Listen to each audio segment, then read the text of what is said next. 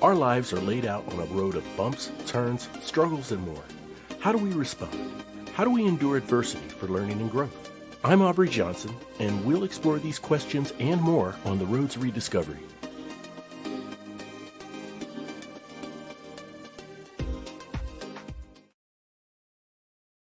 Hello, everyone, and welcome to another episode of The Road to Rediscovery. I'm your host, Aubrey Johnson. The Road to Rediscovery is about reflecting on life lessons to learn and grow from them, and of course, pay it forward and uplift others who are struggling through dark times. Now, as you know, you can get this show anywhere you listen to your podcast. If you happen to listen on Apple Podcasts, we invite you to leave a rate and review. Otherwise, we still invite your feedback. Just simply shoot us an email at roadtorediscoverypodcast@gmail.com. That's roadtorediscoverypodcast@gmail.com, and we'll give you a shout out in a future episode. We are always truly grateful for your listenership. All right. Our special guest is regarded as the #1 balance and relationship advisor in the world.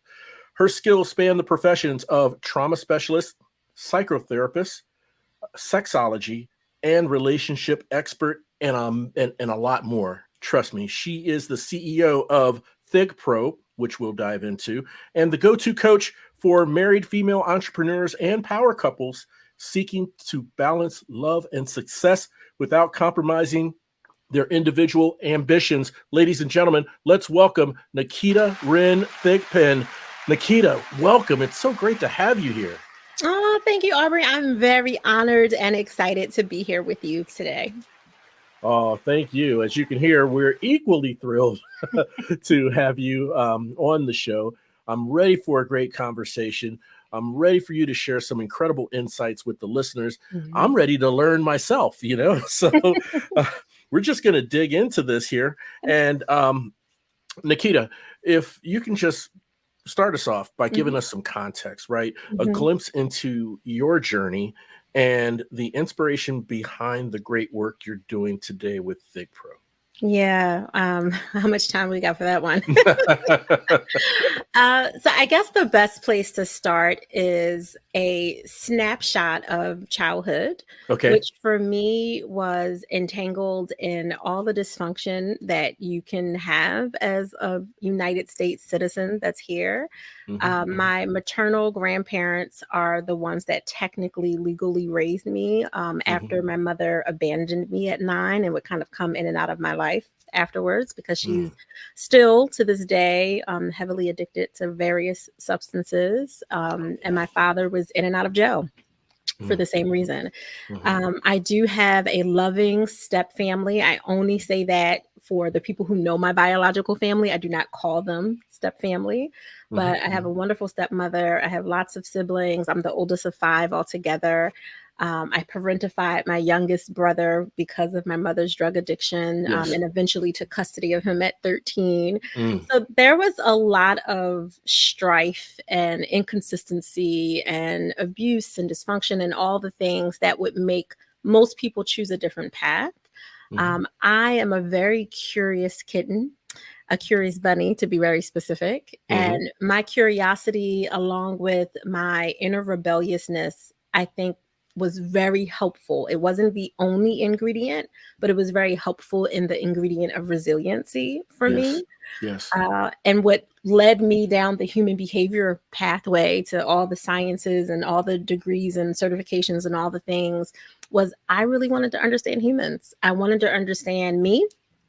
I wanted to understand, why I didn't do things, why I did do things. I wanted to understand, of course, what was wrong with my family, right? Like I really was just curious I know that these are good humans at their core, but they've done some really horrible and horrific things that only God can forgive them for, like truly, outside of my own journey to heal and do my self-forgiveness work for myself as well as forgiving them.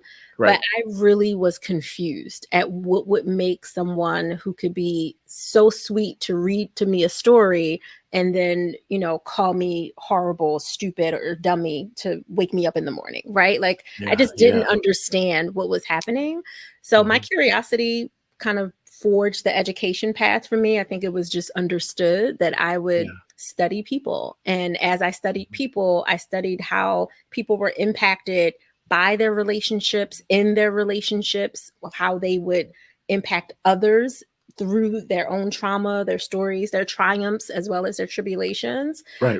And as I went deeper in the rabbit hole, obviously sex was a thing that was coming up for a lot of people who did and didn't have abuse histories, but how impacted their sexual lives, which are very important. And sex is not always intercourse, for those who are listening and, thinking it will always be that. Sex can literally start with eye contact, right? Like it really be as deep and as intimate as that, and go much further if you're lucky. And both consenting, right? Right. That's right.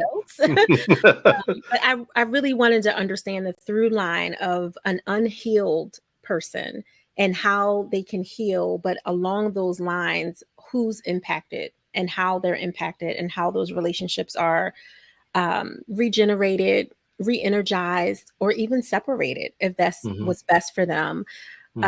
And honestly, in the kind of the studying, I learned, hey, excuse me, person, you need therapy too, right? Like, the therapist needed therapy. And so I went on my own outside of professional journey. I did my own personal journey to understand, why I could be so dope and simultaneously doubt myself, to be quite frank. Because that is an issue that I think a lot of us as brilliant people, and I say as people, I mean not only as the larger humanity, but as Black and brown folk who have a different exposure to triumphs as well as tribulations, we can push ourselves under this stone of you are not worthy simply because we're not affirmed, right? 100%. And I was one of those people. I wasn't any different, and I just wanted to do it different, selfishly, for myself and for my own nuclear family. But as I got deeper and deeper into the work that I was doing, as I honored the gift that I have in doing the work, I realized that only being a psychotherapist, which is a beautiful thing to be, only being a trauma specialist, and all those kind of only license and certification hats that I still own and still have and still maintain. But in doing it, I was limited to a system that wouldn't allow me to really truly broaden my ability to help others and heal them in a different way. Because, your license is where the state is that you certified. And if I'm called to a global audience, I'm not taking 52 different board exams. I'm sorry, right? Like I'm just, there are just some things I won't do. And so I knew that there was something different. So I had been praying on it. I had to ask God for clarity. And I honestly had a huge vision way back in 2009 that scared me to death.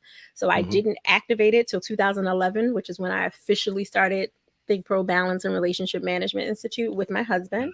Because it was, usually it's bigger than you. It's scary, and you doubt and you do all the things, analysis paralysis, which I did for 2 years before I started. But when I did, we decided that it was important that we build stronger families. So the mission, even though the various ways that we've served people have evolved and shifted and refined themselves, the vision was always to build these stronger families so we could ultimately create or help them co-create, as I would say, these new multi-generational imprints from their own self-actualized wholeness. So if I can help you become more whole, then what you expand out of you into your various relational circles, starting with yourself, is a better version of you, is a healed version of you, is a whole, kind, authentic, transparent, loving, giving without going broke. Because many of us will give until we are emotionally broke, which is not a balanced version. No, it's not. But if I can help you do that and create those expansive boundaries and have more intimacy and play and all of that, how much better is your circle and all the circles that ripple from that? So for me, that's a huge part of legacy, not just your houses and cars and your portfolio, but your personhood. The person inside the professional is who I'm called to serve. And specifically so that when you create family in whatever context that look like, it's not always biological, but when you create family, your family isn't infected from toxicity that you're still trying to stuff and pretend isn't there.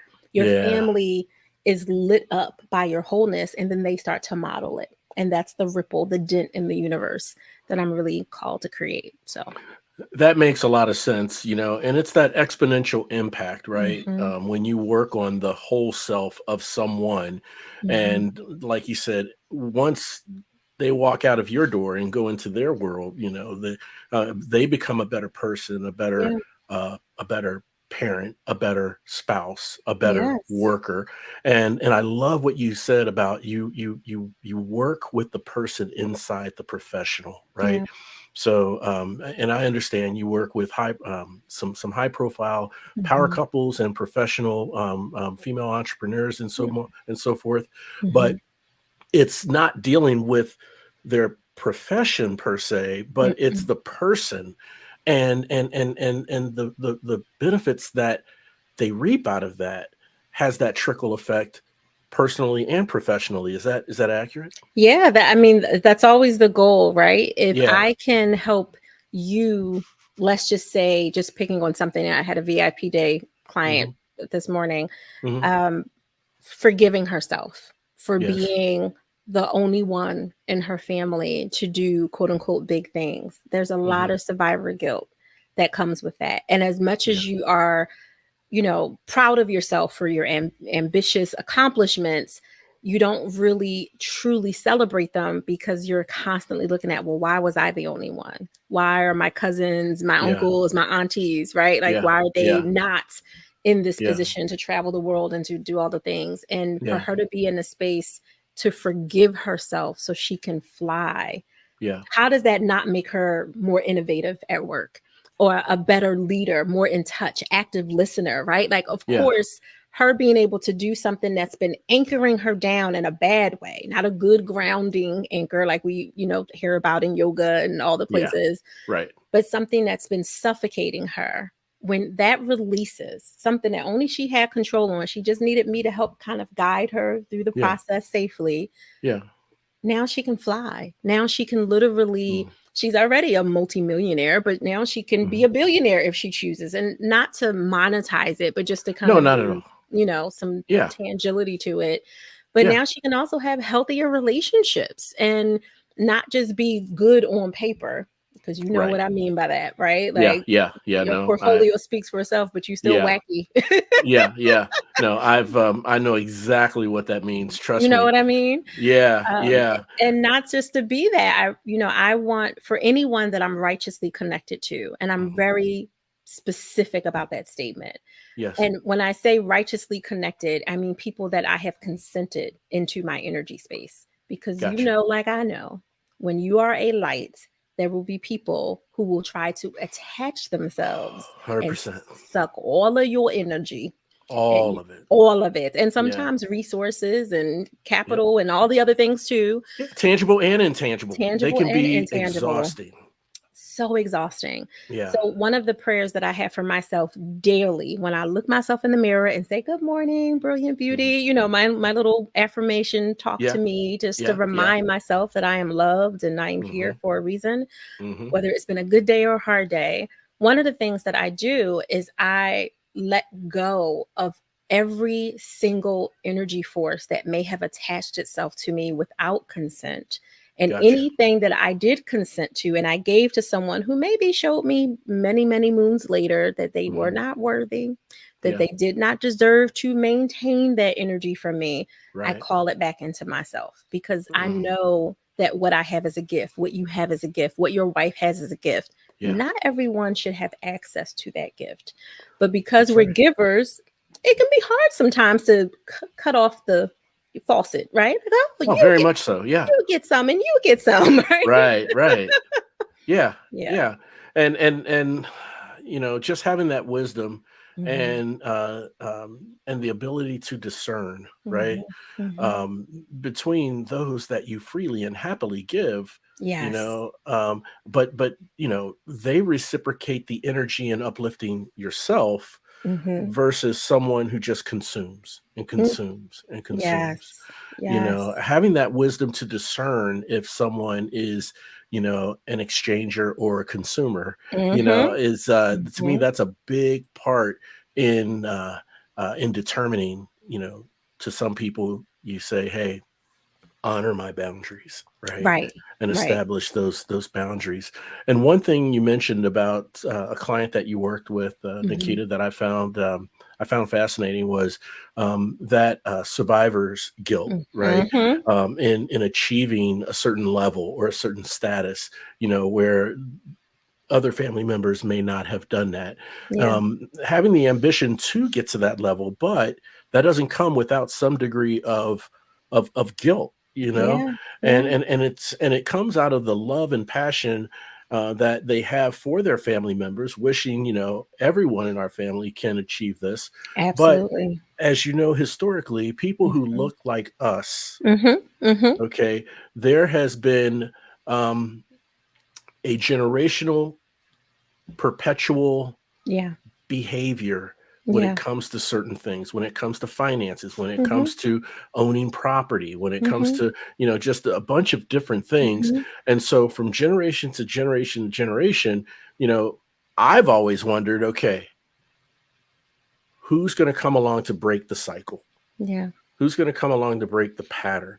Yeah. you know and it's bittersweet because the pattern is broken, let's say in a good way. Mhm. Who's the first person Mhm. in my family to obtain a degree, Right. you know or a doctorate, Mhm. and while it is beautiful and it's and it gives hope for future generations of that family, um there I can't help but think that there is definitely some survivor's guilt that some people would be impacted by. Yeah, and Aubrey, it's such a good point. Even the example that you use with just education as one version of breaking chains from Yeah. that perspective. Yeah. It's it's a challenge when that person doesn't feel supported by the very Yes. people that they are hoping to break the chains for. Mhm, mhm. There's a little bit of, I dare say this word from my ego, a little resentment that Mm, might come up, as yeah, you're like, I am struggling to stay yeah, in school, to be in school, to work these 3 jobs, to do all these right. things, because there's still real life Yeah, beyond the curtain of this innovative thing that they're doing that no one else in the family has done yet, right, that you're right. hoping to trend. And then sometimes you're outcast, right? Because of your Yeah, weird behavior to want to do something so different. And yeah, that can look like education, that can look like being an entrepreneur, that can look like being someone who actually wants to give community service and do something outside of maybe the church house where the family accepts that but doesn't accept it if you go to the local soup kitchen if it's not attached to what their norm is. So yeah, there's a lot of things that I think weigh heavy. And then you have this other guilt of, I don't want to be the only one. I right. want to have a circle of people that I can be like, yeah, remember that Exactly. party, Yeah, yeah, all the things. yeah, And being that person keeps you in this space of loneliness that yeah. sometimes is self-created, right? Mhm, Because mhm. sometimes we're forgetting that people can evolve too. Maybe Right, those wasn't the cousins that held you down right, right. 20 years ago when you were an undergrad, but Mhm. maybe life has lifed and they've evolved. Yeah, And maybe you can have conversations with them, and maybe they haven't the degrees and all the things, but they've had experiences and they've been in executive positions and they've done other great things on their side. But sometimes we are stuck in that ego resentment so yes. hard that we don't give people a chance, which is why I feel like the forgiveness work is so crucial, because we have to forgive ourselves more than anyone else. Like, Oh, yes, we totally forgive do. others, but you have to forgive yourself. And that's Yes. really hard for people to do. I can't agree more, Nikita. And I think, and this is only, um, I guess, how it plays in my mind. That being the hardest to Mhm, forgive yourself, mhm, to me is to me it's rooted, right? It's rooted mhm, in taking that hard look in the mirror at yourself, mhm. holding yourself accountable for the things and the choices that you've had control over Yeah. that weren't necessarily good choices. Mhm. And that stuff, it's like anything you want to hide, you keep in the dark. You shine that light in that corner Yep. on the things that you wish to keep in the dark, and they're revealed. right? And it's looking at that and having it Mhm. exposed that I think a lot of people um, are just apprehensive to, you know? Oh, yeah, definitely. I Yeah. know I was. I mean, Yeah. shame was probably less guilt, and I had some guilt too, Hmm. but Hmm. I had more shame than anything. And the cure to it was vulnerability. And that doesn't Yes. mean you have to stand with a microphone on No. Instagram No. and, That's right? right. Yeah. Yeah. And share all your things with all the hashtags to make sure everybody can find this video of your vulnerability. Right. Right. But No. it does mean having someone who's unbiased. Hmm. So maybe not your friend that's always gonna be like, yeah, Hmm. yeah, for real. I hear you. Maybe Right. not Right. that person, Yeah. and maybe not the naysayer person that's just waiting to bat you over the head with Yeah. constructive criticism in air quotes, Oh, of course. which is really just Unsolicited. unsolicited, right? Which is them Yeah. vomiting all of their stuff, Yeah. Yeah. back on you, projectile Hmm. vomit on top of that. Yeah. But it's potentially a coach, potentially an advisor, potentially Sure. a therapist. Right. If you're like me, because I was a very rebellious and dealt with a lot of crap, I had a whole team of people that I really needed at any given one time, and sometimes still have to rely on those mentors and advisors Yeah. to help me see the part of the canvas that I can't, because I am the art, right? Like when you You are are. the art, you can't see the blank spots No. No. behind you. You need someone who is an expert, not just your good friend that has a good eye or a good opinion, but you need an expert for you because you're worthy of that Yes. expertise, whatever Yes. that is. And Hmm. for some of us, very special humans, we need more than one expert, and that's Yeah. okay. That is okay. We're only human. We don't Right, have all the answers, right? right. And humans are meant to build community and to Yeah, interact, and no one should be on an island. So if you right. need the help, you should reach out for it. I mean, that's great insight, and I'm glad Mhm. you emphasized that to the Yeah. listeners who, a lot of listeners are struggling, going through some tough times, Mhm, and feel like they can't tell anyone. Well, mhm. they can tell someone, they can share, and wave that white flag and ask for help, right? Yes. Yeah. Yes. I literally, Aubrey, I stand on every coach should have a coach. Every Yes. advisor should be advised. Every Yes. teacher should be taught, and every therapist should be in therapy. Like there is Mhm. no one who is exempt unless your name is Jesus, in my opinion, right? Like, Yes, I hear you. Nope, I and not the totally hate agree. version, right? Like not Yes, yes, yes. Yeah, so yeah. The only one who's walked this earth sin free, yeah, that so part. yeah, that part. Yeah. No, I'm Hmm. with you. I'm with you. Hmm. So Nikita, I want to ask you a couple questions regarding some of the work you do with Hmm. power couples, Yeah. okay? And then there's a few terms that I've heard from your service that um I find quite profound, and Hmm. I'd love for you to unpack what those terms mean and how people can benefit from these terms. Okay, I got you. so going straight to the couples. Okay, Hmm. um, want to reflect back on. I think a while back you had a successful career helping families Hmm. push through trials raised by trauma, right? Yeah. And I know there's so many different types of trauma, but my question to you is, can a couple, let's say a very successful couple with a very full calendar, each of Mhm. them with a very full calendar, can that couple, is it possible or conceivable to say that that couple can find um, trauma or be traumatized in their struggle to find a balance between professional and personal lives? Great question. So, what you just described is what we would humbly call little t trauma. So, big Okay. T trauma are the things that you hear on the news, the disasters, the tsunami Yeah. wiped out a whole, Right. village, Right.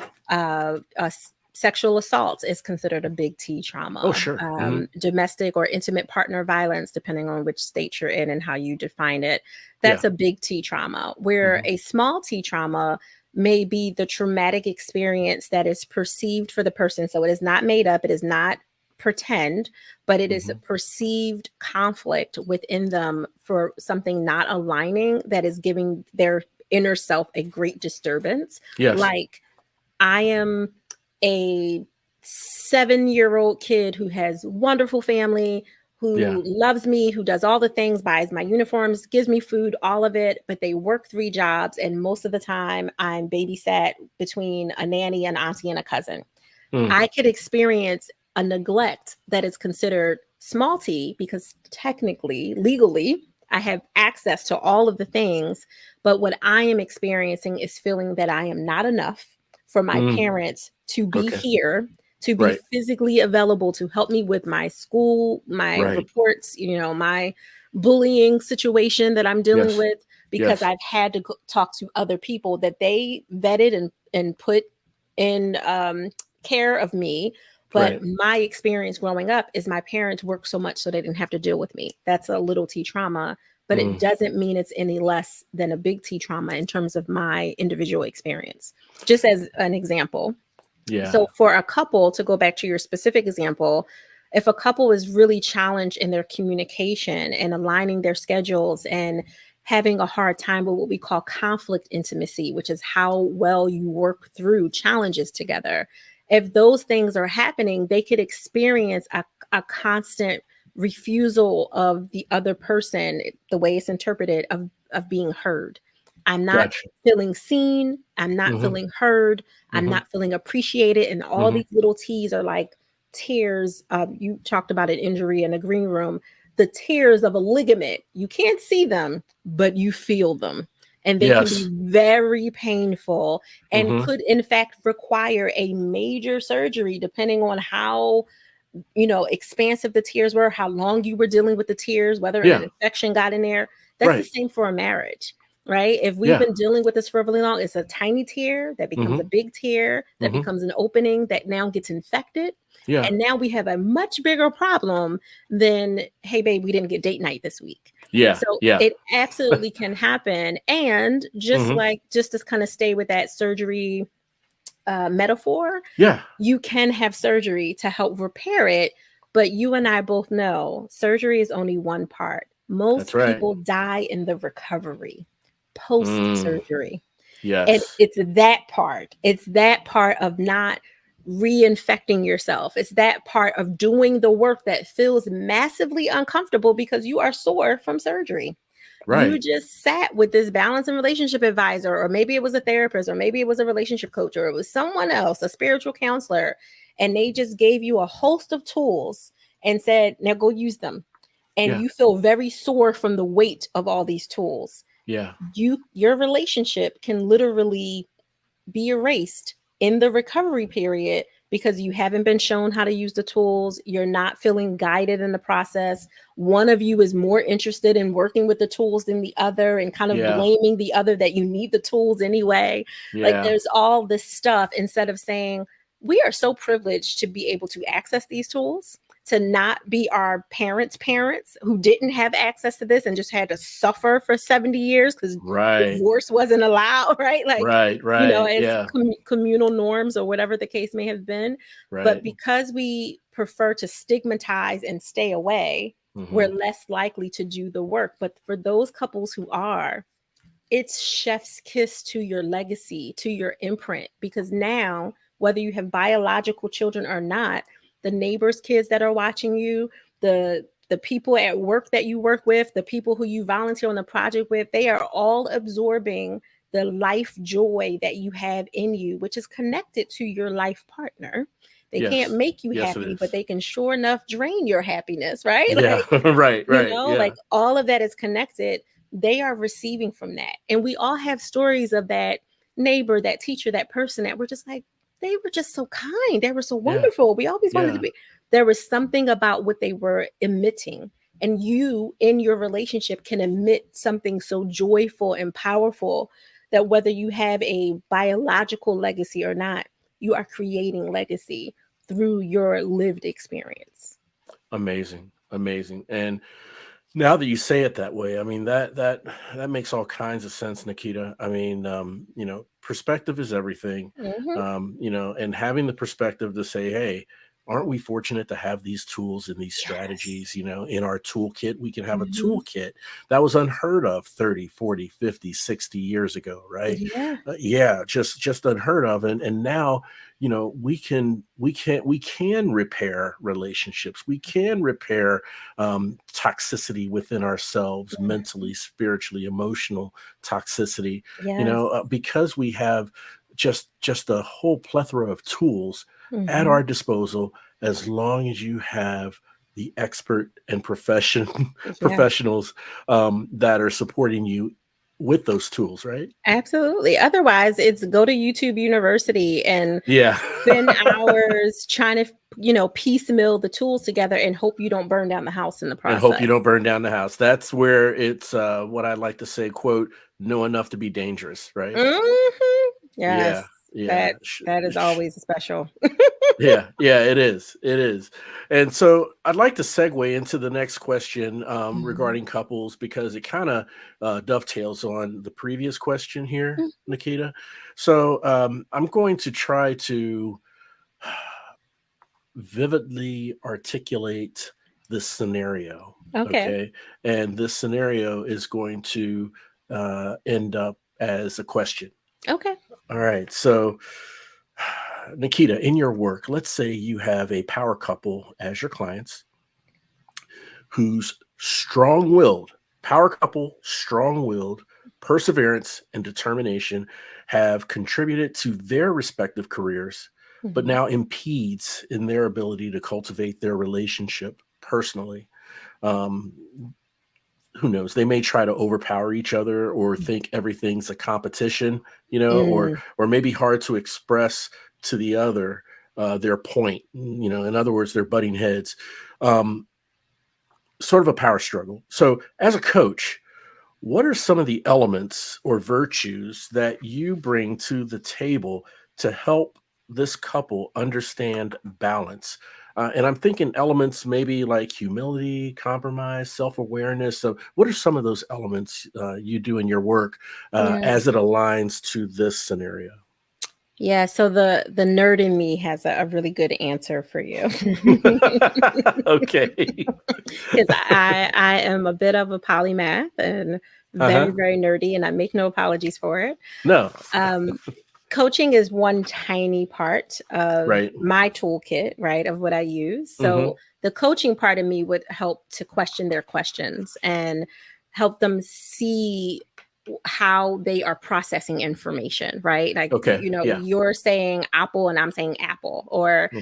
you're saying blue and I'm saying azul. Like, just really trying to help you Yeah. see that we're saying the same thing. We just Hmm. might have a different accent or angle in the way. And that's why we're not hearing each other. And we both are so self-righteous Yeah. about it, because our language is a little intertwined and Hmm. Hmm. mixing and not connecting in a good way, the way a tango should be, right? We're Right. just Yeah. not Yeah. dancing well together. Hmm.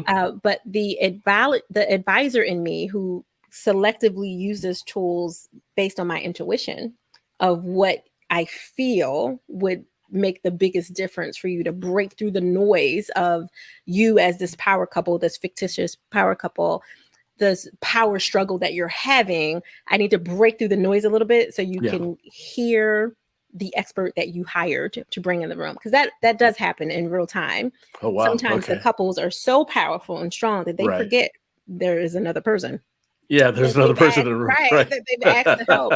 And Yeah. many times, because they're both leaders, so they're both used to leading and managing and doing all the things, and people Yeah. kind of being quiet at Hmm. their behest. And that's Yes. not my role. That's not my job.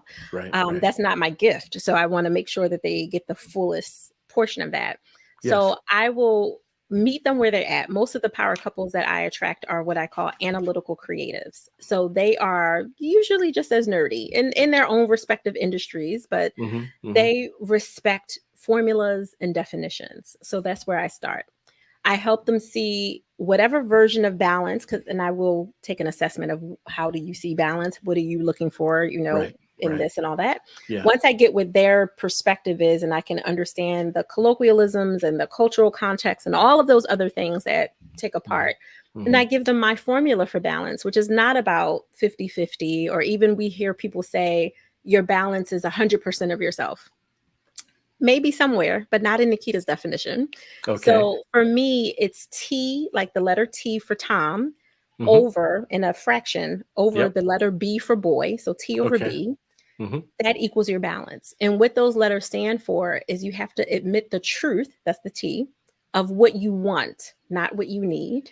Because we get into, and I give them a little background, we get into this context of I either need you or I don't need you. And that's where the imbalance of respect is most of the time. And it's not always the husband not respecting the wife. Sometimes it's reverse if we're talking about a normative, heteronormative relationship. Okay. So what do you want, not what do you need? Let's understand that you need safety, you need shelter, you need food, right? Understood. What do you want from your life? Not just from your partner. What do you really want? Because there's something that's a gap there that you feel like you're being inhibited from accessing something you want because this other person, your life partner, isn't giving you something. So you feel restricted, you feel cut off, you feel like you're suffocating, which is why you're reacting like an animal and you're going head to head because I need air. I need air. Give me air, right? Like whatever that is. I need time. I need attention. I need more sex. I need more money. Like whatever that is that you're trying to vocalize. It's because you feel like something is cut off. Okay. I need you to admit to yourself what that is. Okay, I really want to be a diplomat and travel the world, and my partner, my forever lover, as I like to call them, they absolutely hate travel, and I feel like I can't do anything. Like maybe that's what it is in this fictitious example. Sure. And that's underlying a lot of the nagging and the other issues that are coming up. Okay, great. Forever lover number one, you just admitted what you want to forever lover number two. Now I need you to create some boundaries, that's the B, so you can achieve that truth as your reality. But the boundaries have to be expansive. They can't be so restrictive that they exclude you from the world. So your boundary can't be, well, I'm going to schedule every 3 weeks that I go for a 5-day trip. Whether you go or not, I don't care, right? That's a restrictive boundary. A more expansive version of that boundary is looking at your schedule. What's on there that is there because you're people pleasing your team, your colleagues, other people. Maybe you signed up for projects that you're really not interested in. You don't really want to do. Like what's on your schedule, we can be tangible there. What's not on your schedule, but that's clouding your subconscious. Oh, I told my brother I was going to give him a loan. I got to go pick him up. I got to do this. Oh, I told so-and-so I'm going to pick him up from the airport. Oh, I forget. Right? Like those other things that aren't really listed, but are taking up headspace from you. Yeah, sure. Let's look at that so we can restructure and expand our boundary. So now when you take your globe-trotting trip that your forever lover, for whatever reason, isn't willing at this hour to do, you can do it in a way where it's exciting for both of you. Well, now we're going to talk about sexting your lover, right? We're going to talk about video play. We're going to get into some other topics and some other ways to bring them into your experience while respecting their boundary, but you not feeling like you're suffocated. So when I break that down and help them see the way that they've been looking at their version of perfect, their version of life, of their happiness, of their balance has been predicated over other people's expectations that I call expired expectations, then they're usually able to take a breath. And usually it's the first breath in a really, really long time, Aubrey, where they're breathing the air that they've given themselves. It's not me giving, and it's not their partner giving into compromise. It's them seeing, I wasn't honest about what I really wanted. All these arguments I'm having with him or her aren't really about that. They're about me feeling suffocated. And it's usually because you've stuffed down your desire because you don't feel like you're being seen and heard and appreciated. So that's kind of where we start. And then we can kind of come into, all right, let's tear this puppy apart and let's find the thread, right? Like where does it go? Where does it go back to? What's not spoken, and move from there. I see. And one term that you mentioned that I wanted to ask if you could unpack a little bit is expired expectations. And are, kind of explaining for the listeners what is expired expectations, and I'm sure everyone can relate to this when it's explained what it is, right? Yeah, absolutely. Expire expectation is actually one of the boundary zones. So under that B, because the formula does get deep, there's 8 Truth truths and over 5 boundaries. So it's boundaries. Yeah. T with an 8 exponential and B with a 5 exponential, right? Like Gotcha. I warned you, I was very nerdy. But the 5 boundaries includes expired expectations. So that's one of them. Those expectations are typically twofold. They are both your private expectations of yourself that you are holding yourself to that are no longer in alignment with what you really want. Example, I was 12 and said I was going to be a firewoman and a ice skating star. These are fictitious. I did not have the balance for either one of those things, but the physical balance for that. But if that's what I said, and then I grew up and I took a different course, maybe my family would only pay for law school. Maybe they only respected if I became a lawyer or a doctor or, one of the trifecta, an accountant, that kind of thing. Yeah. So I went the totem role because that's what I was supposed to do. But I always kind of held myself to that one day, someday of being a version of a firewoman and an ice skater. Yeah. That's an expired expectation. You had this dream, and I kind of picked on a juvenile age, but it could have been something you wanted to do at 20 something. Oh, sure. You had this thing. You thought you were going to marry this type of person. You thought you were going to have or not have these many kids. You thought you were going to be in this part of your career by a certain time. And even though you've accomplished so many beautiful things in your life, you're always holding the kind of ladder up to those expectations that you didn't achieve. So you're never celebrating yourself in the truest sense, in an honorable sense. You're never really truly appreciating the wins that you have. And you're always kind of subconsciously saying, you're a loser. You're not doing good at this. You never became the firewoman, right? Right. So what? You're helping 20,000 people. You never became the firewoman to run into the house and do that one thing. You can't. That's very real. Oh, it's very real. Yeah. So those private expectations is the one version, but then the other version are in fact the expectations of others. Yes. And those expectations that are not to serve you and support you, even if they're good intentions. So an example of that would be, you have a sibling who's like, yes, my brother is amazing. He's a dope podcaster. He's this, he's that, and his business and his team leadership and all the things. And she wants you to continue in that. But maybe you have been hearing a different message inside yourself that says, no, sir, I want you to go and design maracas that, do something for the world and bring music to people. And you feel very inspired to carve maracas and paint them and put aspirational messages. And that's what you're called to do. But your family, with good intention, is still holding you to this other expectation. So now you're torn with making this paradigm shift in your life. And you might not make the shift because you're still anchored to other people's expectations of what you should be doing, what you should have been doing, and what you should continue to do. Yeah, held to other people's expectations.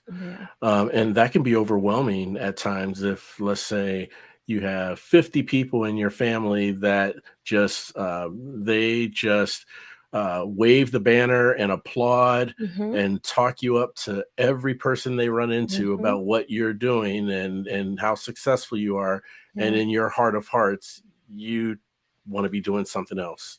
That could be overwhelming and really cause a person not to pursue what they really want. And to not shine. And to not shine. Like, that's hard. If you're not being the light that you were created to be, in whatever way you were created to be a light, then you're doing a disservice to whoever you were supposed to energetically impact, that's supposed to righteously connect to you. Yes. Once you pursue that dream, that goal, that expectation, because there's someone down that line, if you go that path, who will benefit from that, right? That's right. Beautiful. Right. I mean, look at us. I would have never met you if you didn't decide to start doing podcasting. Very true.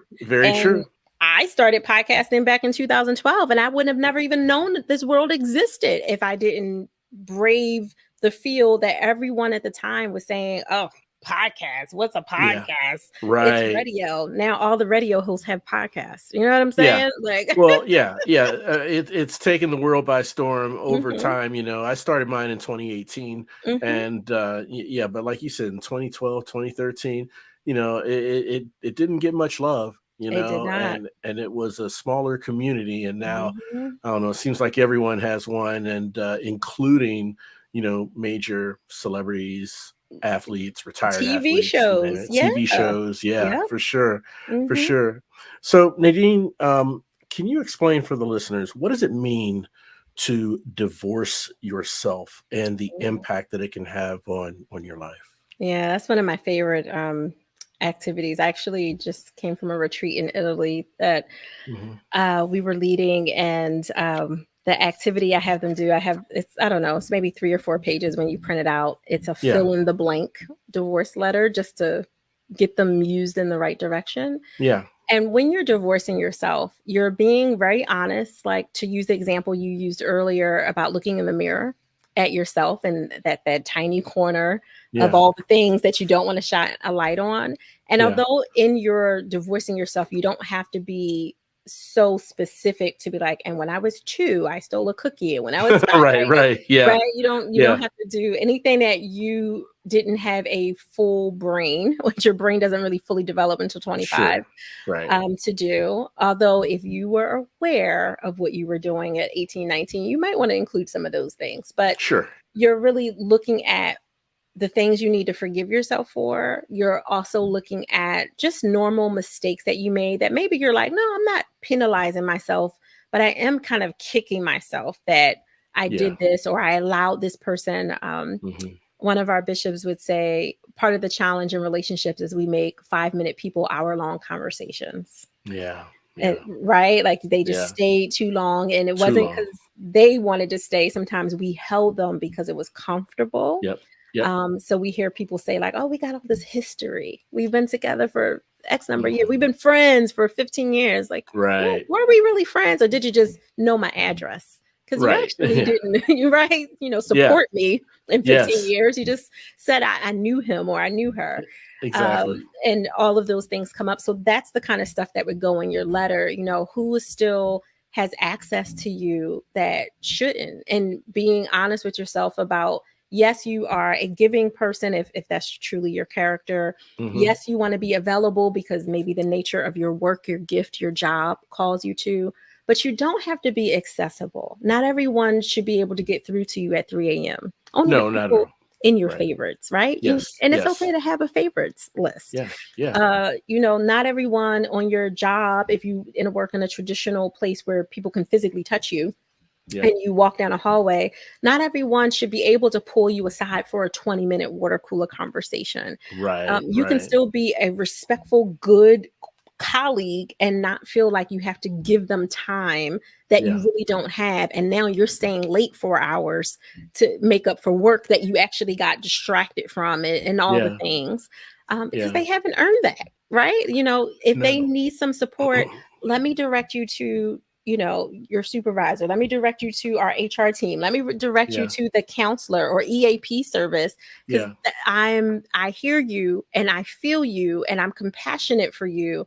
I am not in a position to serve you or support you right now, and Yeah. that is okay.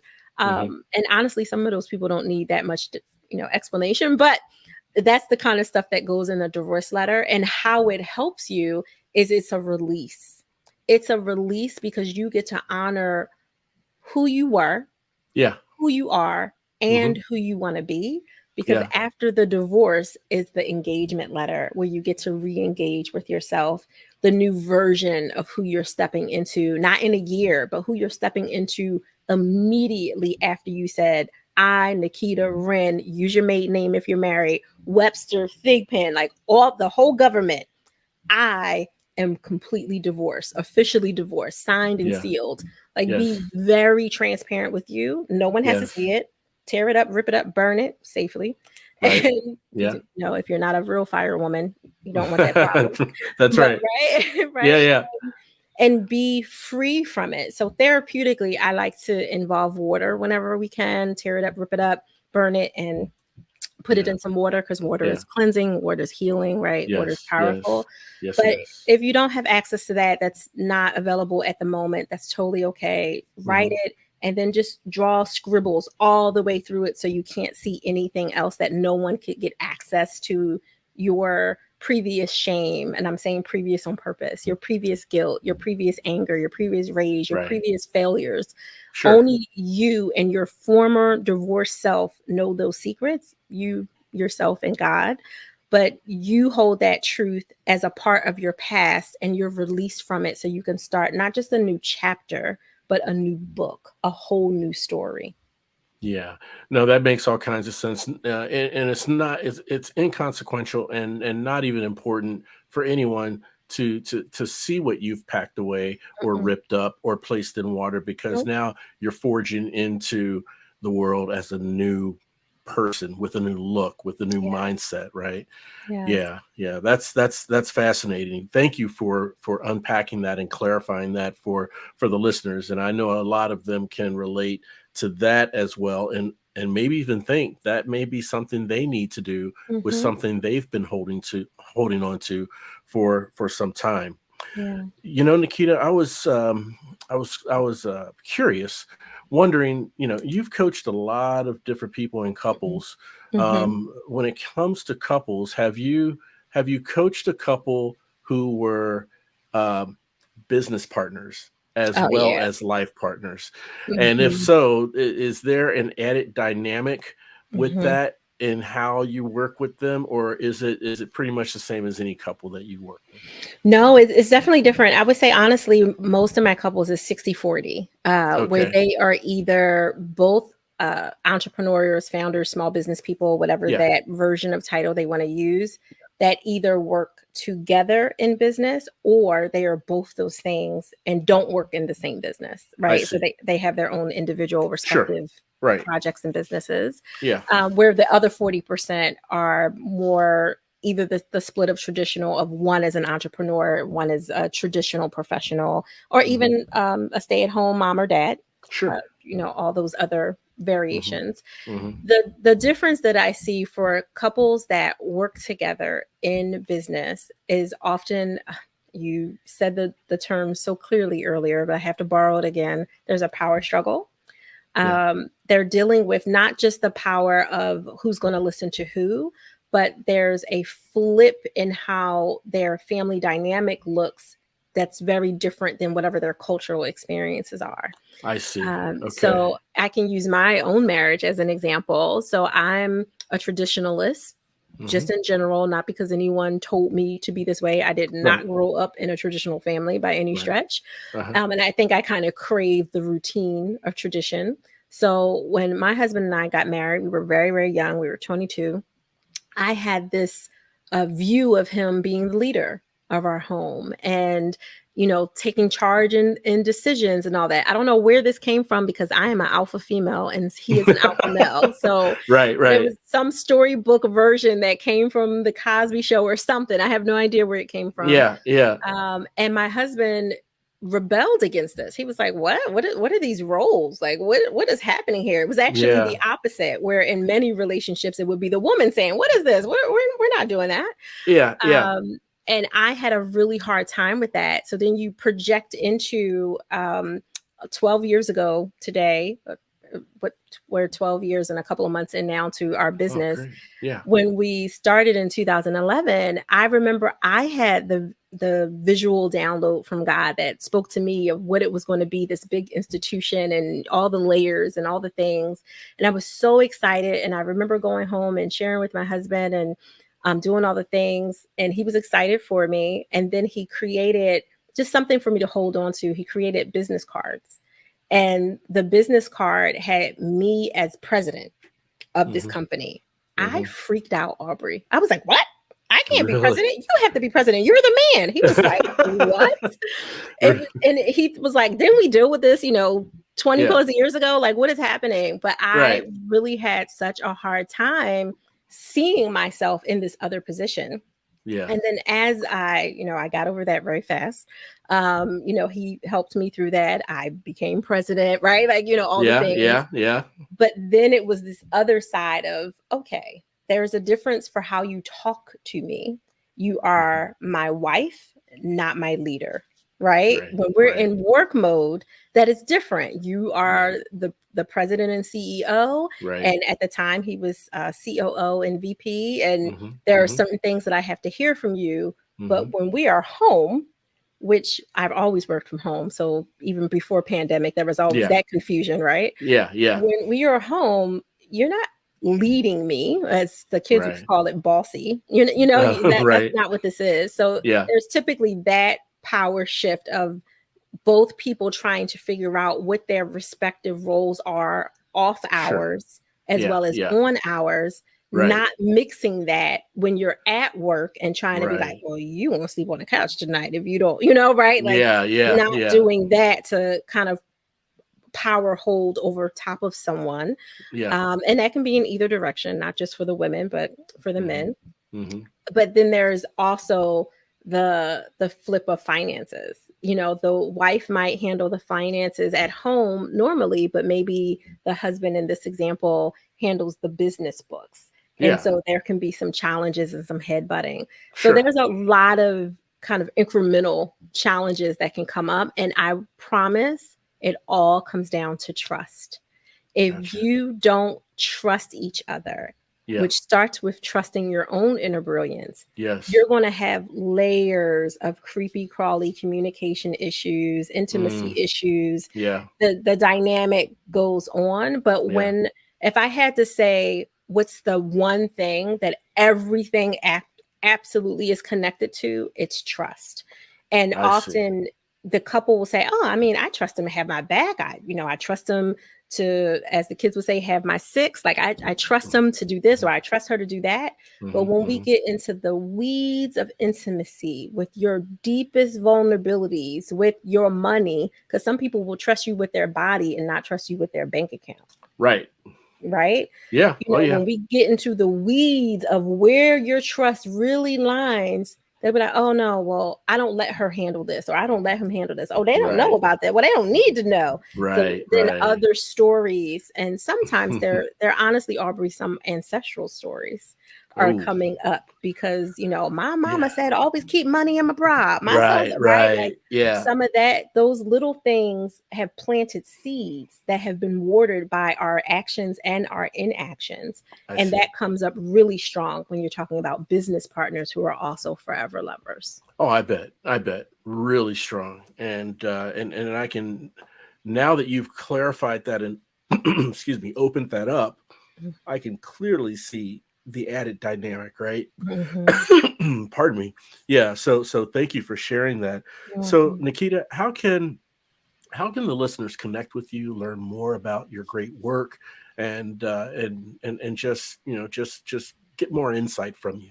Oh, thank you. I would say because they are already listening to a podcast, which means they must be podcast heads and love it because they're following your show. We have the Balance Boldly podcast, which is available everywhere. That's probably the first place to just connect with me more in terms of learning my style, my energy. But if you're ready to learn more about what I actually do in the world, besides having these beautiful conversations, would go over to our website, which is thigpro.com. And I know everything will be available in the show notes. That is exactly right. Everything will be available in the show notes, and the listeners will be able to click on it, connect with you, learn more about your great work while listening to this great conversation. Oh, Naketa, I can't thank you enough for coming on to the show. I've really, really enjoyed this conversation. I enjoyed the insights that you've shared. I've learned quite a bit. Let's please stay in touch. I'd love to bring you back on the show again sometime in the future. Thank you, Aubrey. I appreciate it and I accept. Oh, well, thank you as well, for sure. And I want to thank all of you for tuning in and listening. And as always, look, we want our listeners to know that when dealing with life struggles, you're never alone and there's always hope. Please share this show with someone you know who needs inspiration and support. We're all on this journey of life, and it sure feels good having you on the road with me. Thanks again for listening. We'll chat again soon. We really hope you enjoyed this episode of The Road to Rediscovery. We'd love to hear from you. shoot us an email at roadsrediscoverypodcast@gmail.com and leave us any questions or comments you may have.